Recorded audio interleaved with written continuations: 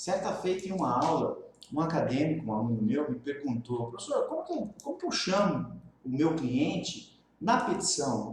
Como é que eu vou usar? Que nome eu vou utilizar na petição? Vou ficar pondo o nome dele toda hora? Eu falei: não, vai depender do processo, vai depender se é civil, criminal, em que polo que ele está, ativo, passivo. Vai depender de várias situações. E vezes você vai utilizar um nome específico, mas também você pode chamar, às vezes, de um nome geral, requerente, requerido, autor, réu, enfim. Então, senhores, a partir dessa pergunta desse acadêmico, me deu a ideia de fazer esse vídeo para falar sobre as várias nomenclaturas das partes processuais. Então, as partes processuais, elas podem receber várias nomenclaturas, várias espécies de nomes, a depender do polo processual em que essa parte se encontra, o momento processual em que esse processo se encontra, ou mesmo pela própria espécie de processo que esteja sendo ajuizado. Pode ainda, eu vou chamar aqui esse nome de nome de tratamento processual, nome entre aspas, claro, essa expressão nome de tratamento processual, utilizado por essa parte, sofrer várias mudanças ao longo de um procedimento, como é muito comum na área criminal, como eu vou falar ainda hoje, mais ao final. Claro que eu não vou conseguir, eu não pretendo esgotar todos os nomes existentes, possíveis, todas as nomenclaturas existentes e possíveis, mas, didaticamente, aqui a título ilustrativo, eu vou trazer alguns nomes utilizados, algumas nomenclaturas utilizadas, sempre começando pelo polo ativo e depois pelo polo passivo. Então, em um processo civil, de modo geral, nós podemos utilizar autor e réu, requerente e requerido. Autor e réu, eu confesso que eu não me agrada muito na área civil, porque essa palavra réu traz uma conotação mais de crime, né? Mais processual penal, mas é utilizada também nos processos civis de modo geral. Então, autor e réu, eu prefiro requerente e requerido, particularmente. Mas dependendo do processo civil que você está ajuizando, ele pode receber um nome mais específico. Por exemplo, embargos à execução. Você utiliza embargante e embargado.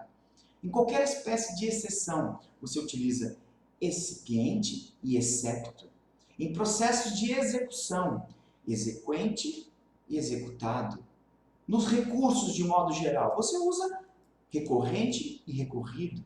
Então, o processo civil, por exemplo, vem acabando. Exequente, executado, exequente, executado. Perdeu, alguém perdeu. Vai recorrer? Recorrente, recorrido. Mas recurso de modo geral, não apenas no civil, no criminal também. Mas dependendo da espécie de recurso, você pode também utilizar de uma nomenclatura específica. Uma apelação, apelante, apelado. Agravos, você tem agravo de instrumento, agravo regimental, agravo em execução penal, agravante e agravado. Embargos de declaração, embargante e embargado.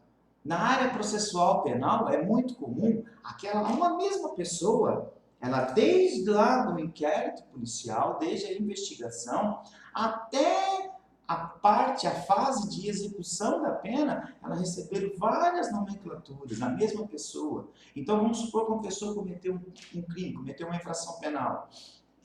Ele lá, de simples prestador de uma declaração, de repente ele é indiciado. Então ele começa a ser investigado. Ele vai receber a nomenclatura de indiciado ou investigado.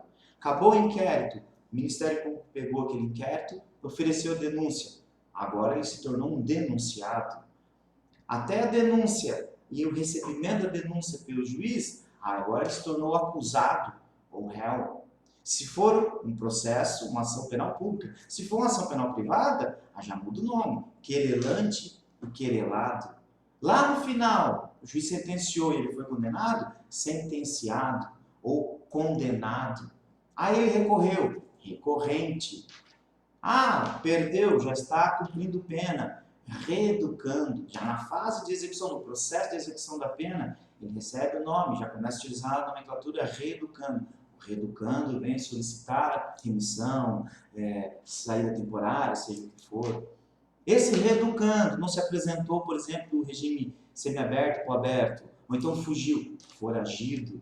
E existem ainda outras inúmeras nomenclaturas, algumas que até mesmo não são mais utilizadas, como, por exemplo, que antigamente era utilizada no processo criminal, na área processual penal, suplicante, suplicado. Essa não é mais utilizada, já caiu bem em desuso, não se usa mais. Mas tem, por exemplo, no habeas corpus, em que aquele que está ajuizando o habeas corpus ele é chamado de paciente. Então, enfim, é interessante você saber e utilizar, demonstrar conhecimento e adequar o nome correto para aquela situação específica que você está trabalhando dentro daquele processo, seja ele qual for. Mas, independentemente do que você utilizar, às vezes utilize o modo geral, se você não tem ali um conhecimento específico na hora e precisa fazer algo correndo, necessariamente rápido. Então, ali, requerente, requerido, autor e réu, que eu tenho certeza que tudo vai dar certo. Mas é interessante sempre você saber a nomenclatura correta para aquele caso específico jurídico que você está trabalhando. Valeu, pessoal. Um grande abraço.